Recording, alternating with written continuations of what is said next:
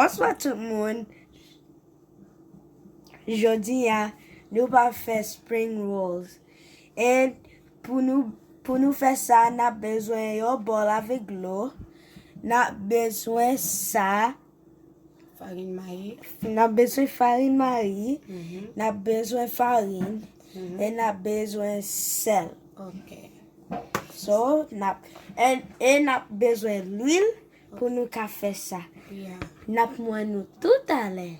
Ok, tout le monde qui peut abonner, abonner pour nous. Tout le monde qui peut share, share pour nous. Tout le monde qui peut partager, partager vidéo pour nous. Nous pourrons montrer comment vous êtes capable de préparer la caillou. Ou pas besoin d'acheter, ou capable de faire fraîche la caillou pour manger avec Timono. Ok, tout le monde, à tout à l'heure.